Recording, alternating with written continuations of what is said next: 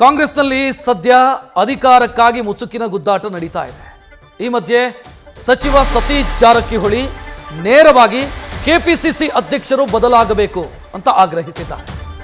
ನೇರವಾಗಿ ತಮ್ಮ ಆಗ್ರಹವನ್ನು ತಿಳಿಸಿದ್ದಾರೆ ಸತೀಶ್ ಜಾರಕಿಹೊಳಿ. ಲೋಕಸಭಾ ಎಲೆಕ್ಷನ್ ಆದ ನಂತರ ಅಧ್ಯಕ್ಷರ ಬದಲಾವಣೆ ಆಗತ್ತೆ ಅಂತ ಹೇಳಿದರು. ಬದಲಾವಣೆ ಆಗತ್ತೆ ಅಂತ ಸ್ವತಃ ಎಐಸಿಸಿಯ ನೋಟ್ ಇದೆ. ಕೆ.ಸಿ. ವೇಣುಗೋಪಾಲ್ ಅಂದ್ರೆ ಸಂಘಟನಾ ಕಾರ್ಯದರ್ಶಿ, ಆರ್ಗನೈಸೇಷನ್ ಜನರಲ್ ಸೆಕ್ರೆಟರಿ ಕಾಂಗ್ರೆಸ್ನದ್ದು, ಅವರೇ ಬರೆದಿರುವಂತ ನೋಟ್ ಇದೆ.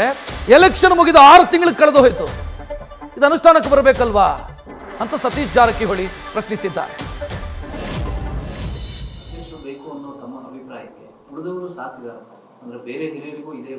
ಎಲ್ಲರದು ಇದೆ. ನಮ್ಮಲ್ಲಿ ಚುನಾವಣೆ ಆದ್ಮೇಲೆ ಪಾರ್ಲಿಮೆಂಟ್ ಆದಮೇಲೆ ಬಿಟ್ಟು ಕೊಡಬೇಕಂತ ಒಂದು ನೋಟ್ ಕೂಡ ಇದೆ, ರೆಸೊಲ್ಯೂಷನ್ ಆಗಿದೆ. ಕೆ.ಸಿ. ವೇಣುಗೋಪಾಲ್ ನೋಟ ಇದೆ, ರೈಟಿಂಗ್ನಲ್ಲಿದೆ. ಅದು ಆಫ್ಟರ್ MP ಎಲೆಕ್ಷನ್ ಆದ್ಮೇಲೆ ಅಂತ. ಸೊ ಆದಷ್ಟು ನೀವು ಅದನ್ನು ಬರೆದ ಮೇಲೆ ಇಲ್ಲ ಇದ್ದಾರ ಇಲ್ಲ ಇವರ ಥರ ಒಂದು ಹೇಳಿ ಕ್ಲೋಸ್ ಆಗುತ್ತೆ. ಇಲ್ಲ ಯಾರಿಗಾರ ಮಾಡ್ತಿದ್ರೆ ಯಾರನ್ನೆಲ್ಲ ಕೂಡಿಸಿ ಚರ್ಚೆ ಮಾಡಿ ಎಲ್ಲರ ಸಮ್ಮುಖದಲ್ಲಿ ಮಾಡಿ ಅನ್ನೋದು ನಮ್ದು ಸಲಹೆ ಅಷ್ಟೇ. ಹಂಗೇನಿಲ್ಲ, ಯಾವ ಆಗಿಲ್ಲ. ಸಮರ್ಥ ಇರಬೇಕು, ಅವರನ್ನ ಪಾಪ್ಯುಲರ್ ಇರಬೇಕು ಅಷ್ಟೇ.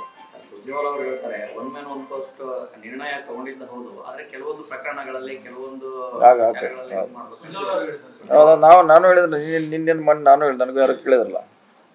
ಅವನಿಗೆ ಕೆಪಾಸಿಟಿ ಸಾಮರ್ಥ್ಯ ಇದ್ರೆ 2 ಕೊಡ್ಬೋದು, 3 ಕೊಡ್ಬೋದು. ಹಂಗೇನು ರೆಸ್ಟ್ರಿಕ್ಟ್ ಮಾಡೋದು ಅವಶ್ಯಕತೆ ಇಲ್ಲ. ಕೆಲವು ಸಾರಿ ಎಕ್ಸೆಪ್ಷನ್ ಕೊಡಬೇಕಾಗ್ತೈತೆ, ಕೊಡ್ಬೋದು ಅವನ ಕೆಪಾಸಿಟಿ ಇದ್ರೆ.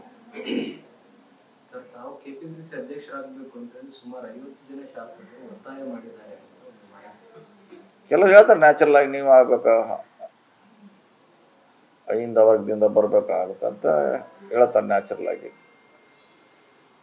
ಸೊ ಎಲ್ಲರ ಮುಂದೆ ಹೇಳಿದರೆ ಬಹುಶಃ ನಿಮ್ಮೊಂದು ಚರ್ಚೆ ಆಗಿರ್ತದೆ, ಎಲ್ಲರ ಮುಂದೆ ಹೇಳಿ ಹೇಳ್ತಾರೆ ಶಾಸಕರು. ಸೊ ಅಂತಿಮ ಅದಿನ್ನೂ ಓಪನ್ ಆಗಿಲ್ಲ.